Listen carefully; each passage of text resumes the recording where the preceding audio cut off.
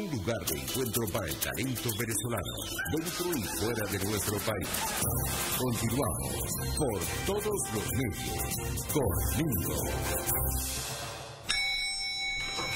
Otro nivel.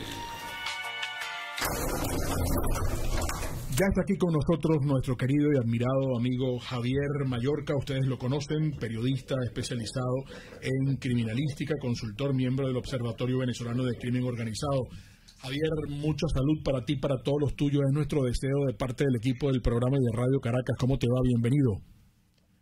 Un placer, José Domingo. Un saludo a ti y a tu equipo también y a todos los que nos escuchan en este momento. Erika y yo estábamos diciendo en el segmento anterior, cuando promocionábamos este encuentro contigo, que, oye, tú tienes toda la vida profesional, la has dedicado con un esmero, con un cuidado a tratar todo lo que tiene que ver con criminalística.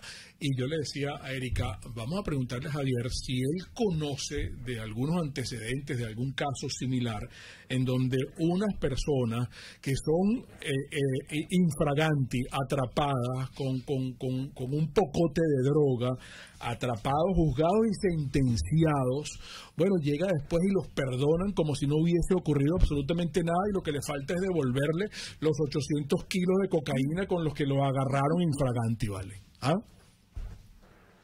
Sí, Mingo, no tengo antecedentes en Estados Unidos de una acción que involucrara a el intercambio de personas que han sido sentenciadas en este país por tráfico de drogas.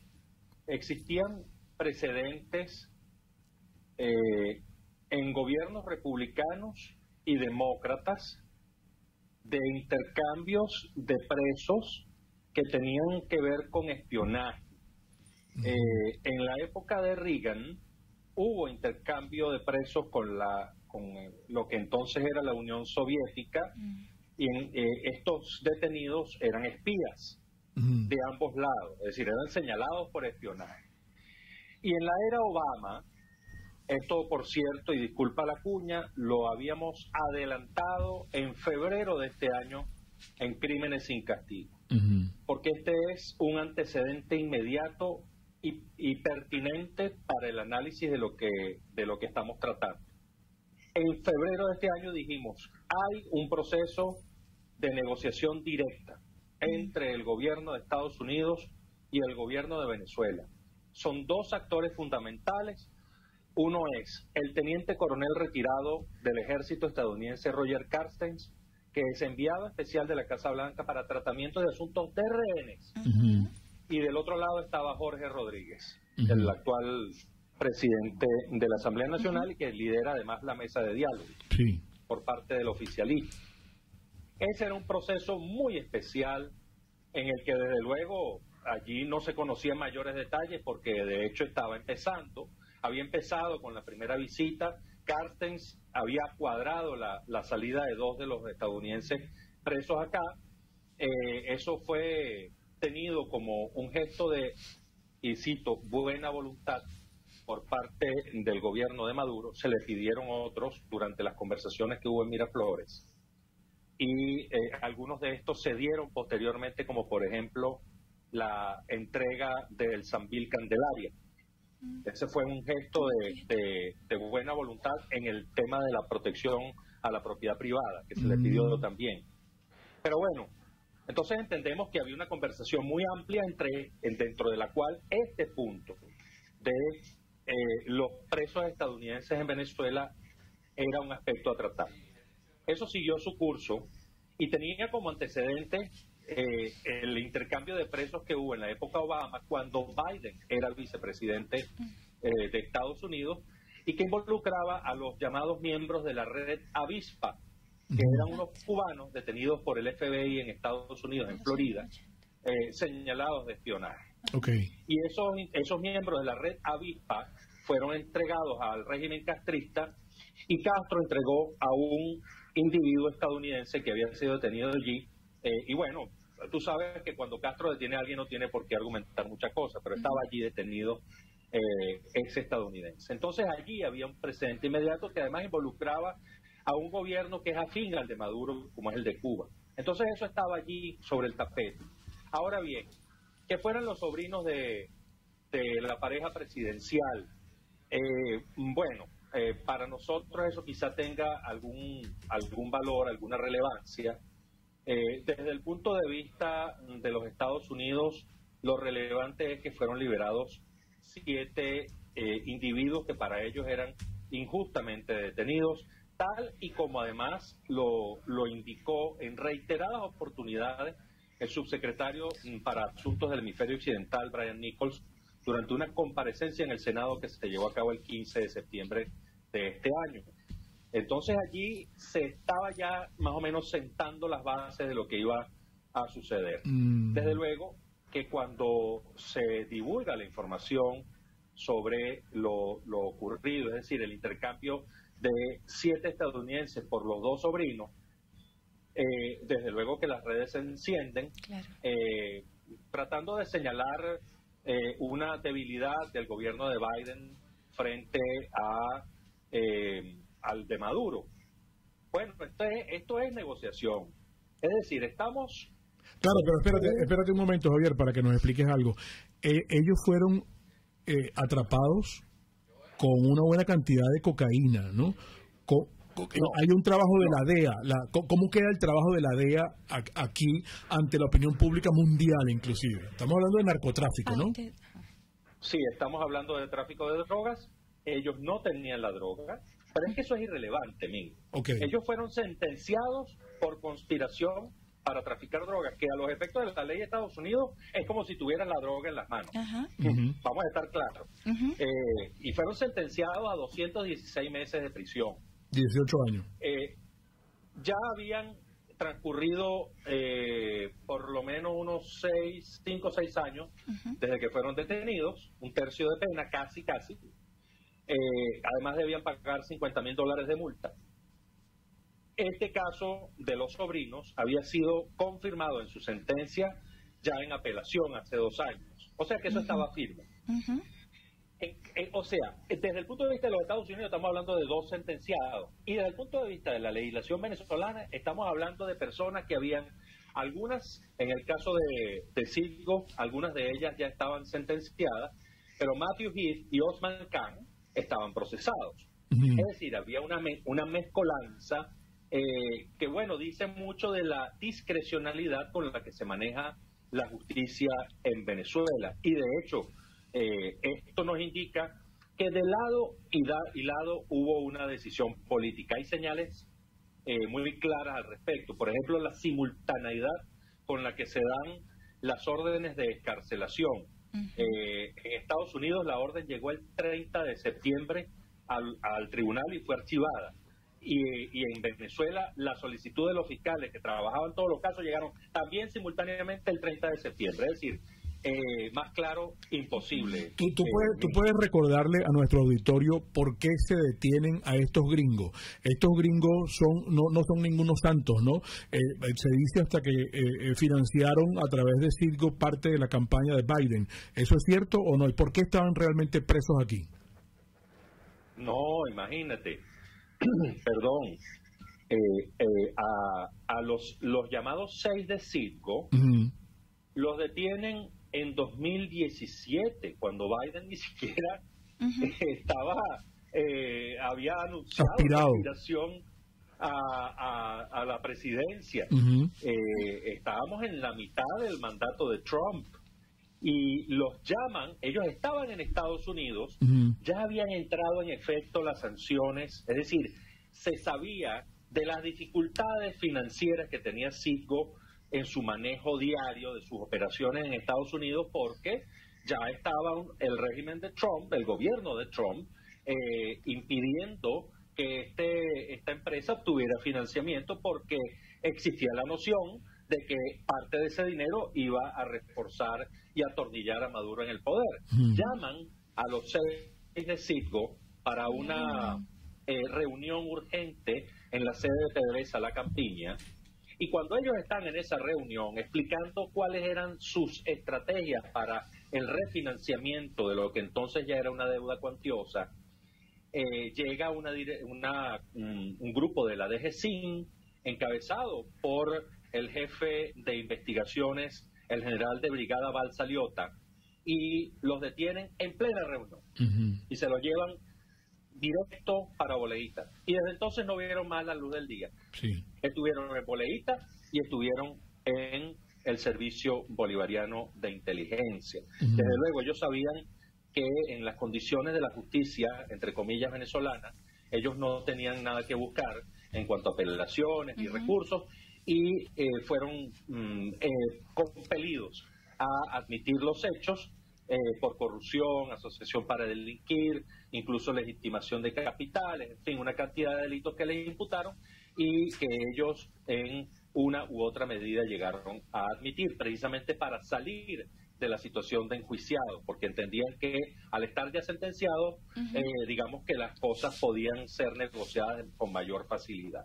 Bueno, esta es digamos, en dos platos lo que pasó con los 6 de Citgo, pero desde luego también estaba allí Matthew Heath. El caso de Matthew Heath es distinto, ¿no? Sí. Totalmente distinto. Claro. A él lo agarran, según recuerdo, en Falcón. Estaba, bueno, supieron que era un militar retirado, había un dron por allí, entonces dijeron que él estaba haciendo espionaje de las instalaciones petroleras en el estado Falcón y se lo trajeron para Caracas. Y Osman Khan, que fue el último de los liberados, sobre este es el que menos información se tiene. Él aparentemente había intentado pasar a Venezuela a través de una trocha y lo detuvieron en territorio venezolano. Estaba procesado también. Y bueno, esta era la situación. Como vemos, es un grupo variopinto de individuos, por cierto. Y todavía hay presos aquí, ¿no? Todavía hay gringos presos aquí. A eso iba. Hemos hablado de los que salieron, pero no hemos hablado de los que se quedan. Exacto. Por los dos detenidos por la Operación Gedeón, Luke Denman y Aaron Berry, que son mercenarios claramente de la corporación Silvercorp, que por cierto entró en quiebra y se fue de Estados Unidos. Nadie sabe dónde está el CEO de Silvercorp, y estos señores están presos aquí. Y queda, creo que un tercer detenido, que era un puertorriqueño de reciente data, que también aparentemente lo detuvieron luego de entrar ilegalmente al país. Claro. Esta es la información que hay sobre estos tres. Yo creo que, por supuesto, el gobierno estará intentando la liberación de Alex Saab, planteando la continuidad de los intercambios y ahora, por supuesto, con respecto a lo que son los de la Operación Gedeón. Claro, pero te pregunto, con relación a esto que dices... Disculpa, es que esto es interesantísimo lo que estás diciendo, pero te pregunto, ¿Alex Saab es negociable cuando hay un estatus de cuestión diplomática? Todo es negociable. Okay. Todo es negociable. El problema está en que Alex Saab sigue ahorita en condición de procesado en Estados Unidos. Y eso dificulta cualquier negociación. Entonces, Alex Saab, eso es bueno que lo tengamos en cuenta, José Domingo. Si Alex Saab insiste en plantear cuestiones previas a su juicio, como lo está haciendo, pues eso podría retardar el proceso. Pero también podría ser una jugada para darle una salida, digamos, honrosa a Estados Unidos, porque él ha insistido y ha apelado en esa línea de que él es diplomático. Sí. Y esto está en corte de apelaciones en este momento. Si la Corte de Apelaciones decide que Alex Saab tiene razón, pues el procedimiento ya quedaría prácticamente en manos de el tribunal que lo recibe en primera instancia, decidir que todas las acciones emprendidas hasta ese momento son nulas y Alex Saab va para la calle. Sí. Entonces, esa puede ser una salida. Sí. Y con eso tenemos que estar muy atentos. Quien le habla ha dicho siempre que la justicia estadounidense tiene controles, tiene bastantes contrapesos, pero no es impoluta. Las librerías de Estados Unidos están llenas de obras sobre la politización de la justicia, especialmente durante la era Trump. Vamos a hacer algo, Javier. Vamos a identificar y hay muchas inquietudes, preguntas y planteamientos para ti. Nuestro invitado de hoy, amigos, el periodista especializado en criminalística, Javier Ignacio Mallorca. Vamos a un intervalo con Máster. En breve regresamos. Espacio para formar la nueva opinión pública venezolana. Por todos los medios. Conmigo. Estación de servicio Terrazas del Club Hípico, mucho más que gasolina. Así como me están escuchando, hay un servicio cordial de todo el personal de la estación de servicio Terrazas del Club Hípico. Para usted, cualquier consulta, recuerden que en materia de baterías ellos son autorizados Duncan. Usted cuenta con el apoyo, con la asesoría. Cualquier pregunta que tenga con relación a los fluidos de su carro, encuentra allí absolutamente todos los aceites, todos los aditivos, el agua que requiere, no el agua, sino, ¿cómo que se llama? El refrigerante para el radiador y, por supuesto, el mensaje institucional que todos los días nos brindan, porque ellos quieren que nosotros seamos conductores responsables, que esto es clave en nuestro país. Somos muy desordenados cuando manejamos. Amigos, vamos a cumplir con las leyes de tránsito. Este es el mensaje institucional de hoy de nuestros amigos de la estación de servicio Terrazas del Club Hípico, conductores responsables. Les hablaba ayer de lo rico que es el croissant de guayaba con queso crema. Uy, cómo lo disfruté el domingo, porque ellos hacen la propia, más que una mermelada, es como una delicada de guayaba, que esa es una combinación gloriosa, el queso crema con la delicada de guayaba, y ese croissant con esa masa tan esponjosa, tan deliciosa, humeante, rica de verdad. Bueno, ese es un gran desayuno, por supuesto. Si usted tiene que hacer un trámite hoy por allá, por donde está el Saime de la Trinidad, sabe que cuenta allí mismo, en ese mismo centro comercial, está la pastelería del Corso. Y si ahorita que está comenzando octubre tiene algún evento como un cumpleaños o cualquier, hasta un matrimonio, esa torta de mazapán la encarga aquí, 945-8497 del Corso, la pastelería italiana por tradición y excelencia. Yo no sé si yo les mencioné en alguna oportunidad la historia de la guantera. Usted tiene en su carro una guantera, ¿verdad? Bueno, guantera, ¿de dónde viene? Mire, a principios del siglo XIX, con la aparición de los primeros prototipos de automóviles, tenían incorporados una caldera de vapor y el funcionamiento, bueno, era el mismo que el de las locomotoras de la época. Pues entonces esa caldera desprendía unas muy altas temperaturas y los conductores empezaron a tener a la mano guantes, pero no tenían dónde guardarlos en los automóviles, y entonces los automóviles comenzaron a hacer un depósito allí, y ahí están las guanteras que tienen un lugar específico para los guantes, y Produzca tiene todos los guantes que usted necesite para estar protegidos en las manos, a las manos, protección a las manos con Produzca, el catálogo www.produzca.com, Instagram @produzca.ve, seguridad en tu empresa de los pies a la cabeza. RPS 750 AM, porque lo bueno une. Un periodista espontáneo, frontal, observador, inconforme, con mucho que decir y escuchar. Regresamos por todos los medios, conmigo.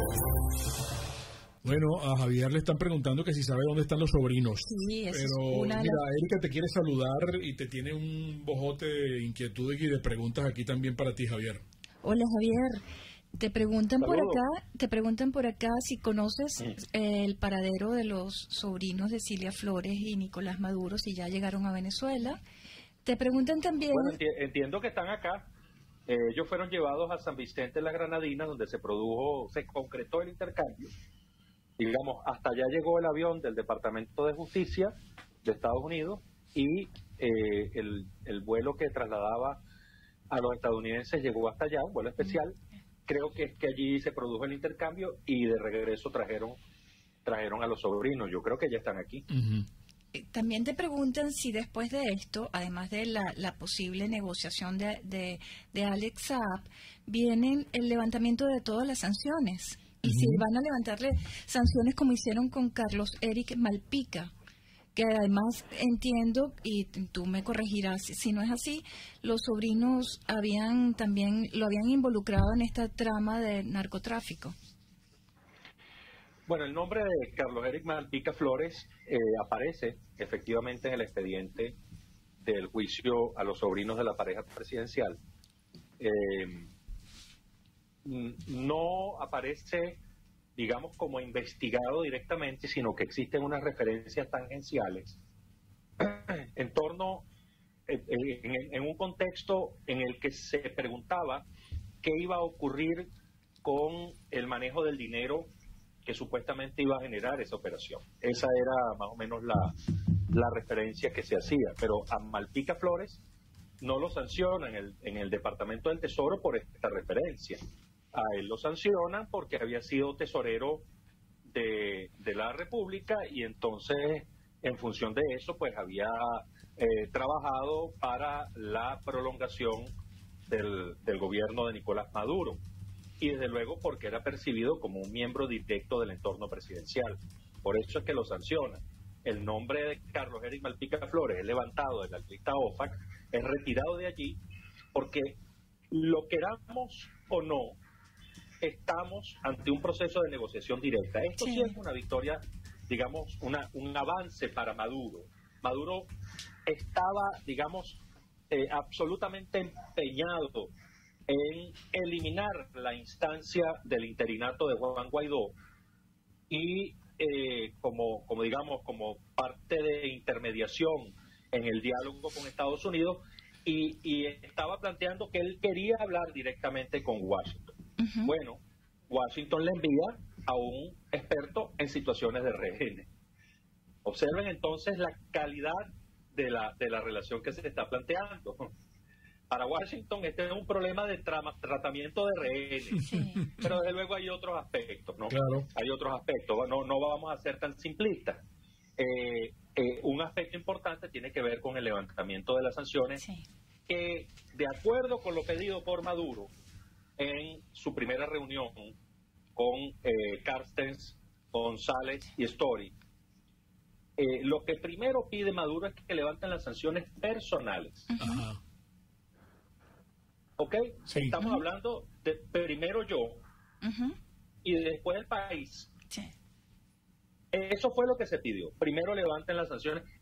Y esto fue lo mismo que pidieron en República Dominicana. Uh-huh. Que levantaran las sanciones personales. Sí. Lo que pasa es que una cosa es lo que se ventila en privado, en estos círculos, y otra es la que se ventila ante los medios de comunicación que están altamente regulados por la narrativa oficialista, que es que el tema de las sanciones, que no podemos gobernar con estas sanciones, que la emergencia humanitaria compleja que se vive es producto de las sanciones.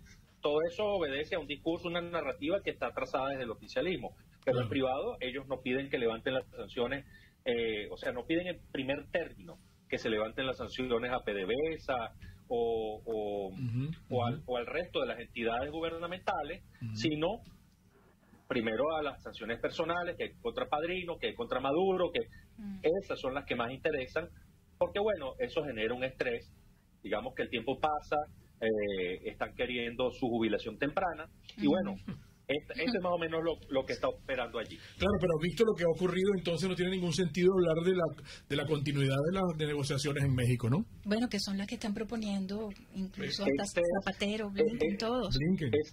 Ese es un plano más de lo que está manejándose.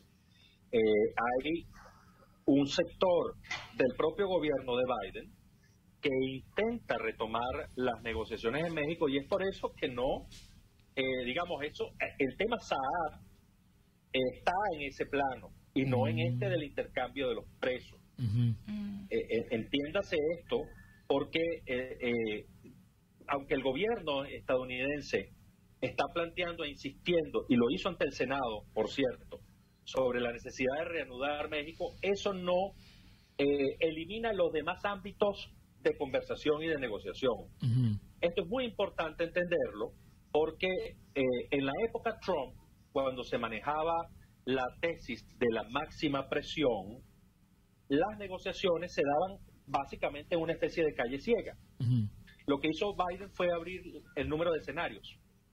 Entonces está del tema de los rehenes, está el otro del tema petrolero, donde Chevron está teniendo un rol fundamental, el lobby de Chevron, y está desde luego el tema Saab, con el reinicio de las eventuales conversaciones en Ciudad de México. Por cierto, que da la impresión de que Biden quiere que por lo menos se tomen una foto allá en Ciudad de México, o sea, antes de las elecciones medio término en la segunda semana de noviembre, es decir, el primer domingo de noviembre. Claro. Ellos quieren plantear esto como una especie de avance o de victoria. Miren, después de todo lo que hemos hecho, de todo lo que hemos bregado, bueno, esta gente se está reuniendo aquí. Por eso es que hay que estar pendiente de lo que ocurra en las semanas que vienen. La gente de Noruega, el grupo de Noruega se trasladó a Venezuela, han sentado su sede en una embajada europea que todavía resta aquí en el país, y están, digamos, trabajando para que se reanude esta negociación, pero ese no sería el único plano de negociación que hay en el que Estados Unidos interviene. Claro. Definitivamente. Mira, aquí te preguntan también tu opinión sobre que, bueno, colateralmente tiene que ver con lo que has estado mencionando en esto de la flexibilización de las sanciones, porque como se viene hablando ahora nuevamente de la reactivación de los vuelos entre Colombia y Venezuela, y ahora Maduro exige que sea con Viasa.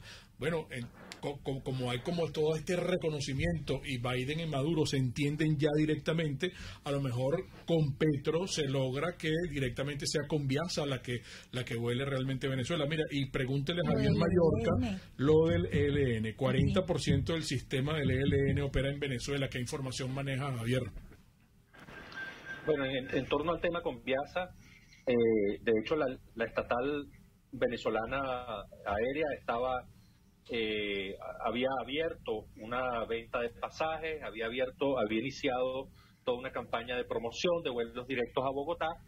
A última hora, como sabemos, hubo una llamada del Departamento del Tesoro a Bogotá, y Bogotá, con Petro, está prestando atención a lo que le dicen desde Estados Unidos. Entonces esto se postergó. Yo creo que van a tratar de encontrar una solución creativa a este asunto. Maduro no se puede empeñar en que sea con Viasa nada más la que vuele a Colombia. Bueno, eso revelaría nuevamente que digamos, para él primero está lo que se maneja alrededor de su entorno y no el país, porque definitivamente en Colombia está la mayor cantidad de migrantes venezolanos, la buena parte de la diáspora, que también incluye además miembros del chavismo, están allá.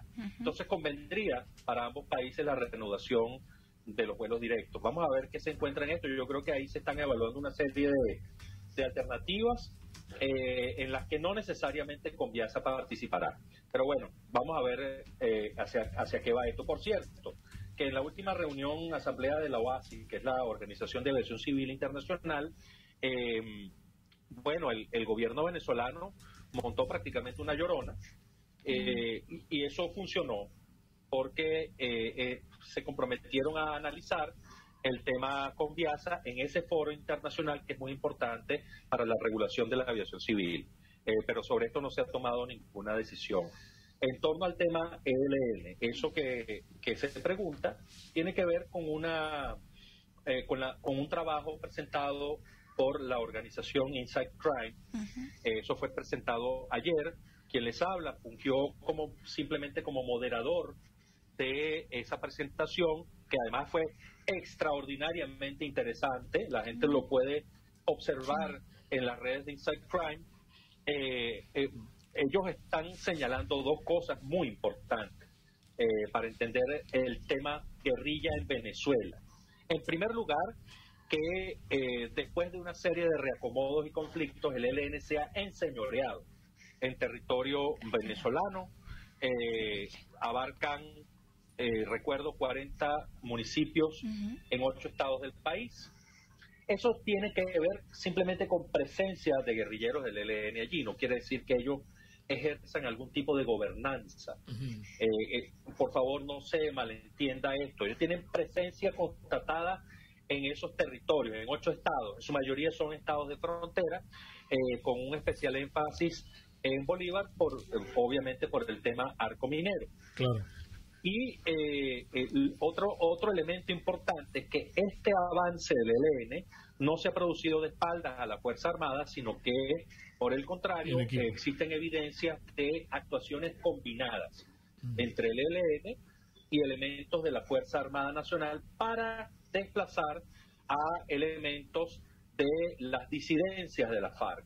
Es decir, de Nueva Marquetalia y de lo que se llamaba FARC Ejército Popular, que era el grupo encabezado por Iván Mordisco. Sí.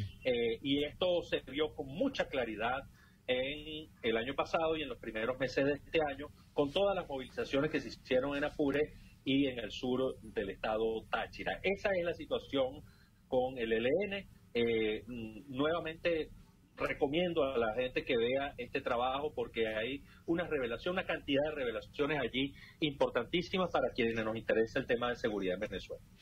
Mira, Javier, se nos acaba el tiempo, pero te quisiéramos comprometer muy brevemente, en un minuto, una reflexión tuya como conocedor en esta materia para la gente que se espicha tanto, que se deprime tanto, que le duele tanto, que se le arruga tanto el corazón cuando hay noticias de esta naturaleza que le empañan la esperanza y que le empañan la fe en salir de esto lo más pronto posible. Bueno, es complicado porque uno no puede meterse en la mente de cada quien. Yo sí recomiendo tratar de abandonar un poco las consignas, los preconceptos, analizar las cosas con base en información actual y cierta y no con base en la propaganda que nos viene de todos lados. Eso creo que conduce a la toma de decisiones y análisis mucho más acertados. Quien les habla trata de hacer eso así porque además en el trabajo de consultoría eso es absolutamente necesario, eliminar consignas y decir de qué va la cosa en este momento. Ahora bien, desde luego que existe en este momento un cambio de esquema en cuanto al relacionamiento de Venezuela y de los gobiernos extranjeros hacia Venezuela. Eso es claro, es evidente. ¿Eso va a conducir a que el gobierno de Venezuela salga? No sé, pero definitivamente hay cosas que están cambiando y eso por lo menos representa una superación de la situación de estancamiento que tuvimos durante muchísimos meses. Sí. Son pequeños avances, son pequeños cambios, pequeñas alteraciones, pero allí es donde debemos poner el ojo para ver realmente hacia dónde van las cosas. Quienes perciban al gobierno de Maduro como fortalecido, yo les sugiero que vean lo que está sucediendo, por ejemplo, con los antiguos aliados comunistas del chavismo, que ahora están absolutamente en la otra acera. Yo les sugiero que vean quiénes son los que están protestando por el tema UNAPRE. Son precisamente los empleados del Estado, que supuestamente está absolutamente gobernado y cooptado por el oficialismo. Y miren quiénes están haciendo estas protestas. Entonces, bueno, estos son cambios que estamos presenciando, pero que quizás no queremos internalizar, porque lo que tenemos en la cabeza todavía es un poco ese esquema de que iban a venir los Marines a salvarnos la cara. Y eso no es así, y nunca fue, además, nunca estuvo planteado. Pero bueno, ya eso es harina de otro costal. Qué bueno, Javier, qué buena esta conversación como siempre contigo. Un gran abrazo para ti y para toda tu gente. Javier Mallorca, amigos. Qué bueno tener a Javier hoy acá. Muy claro de todo verdad. domingo. Y felicitaciones por tu trabajo. Y bueno, en Crímenes y Castigos vamos a seguir siempre a Javier con todos esos datos tan precisos que tiene. Las interpretaciones finales de todo lo conversado hoy acá, como siempre, de ustedes, y recuerden, el comunismo te quiebra las rodillas para que tengas que darle las gracias por las muletas. Hasta mañana. RCR presentó Por Todos los Medios, conmigo. Mis amigos, del programa de hoy estuvo patrocinado por Produzca, seguridad en tu empresa de los pies a la cabeza. Comercializadora Prada, todo en quesos y embutidos con la mejor relación precio-sabor. Estación de servicio Terrazas del Club Hípico, calidad y servicio de primera clase. Pastelería del Corso, la pastelería italiana por tradición y excelencia. Distafi Motors, tu concesionario Honda en Los Palos Grandes. Farmacia CVS y más.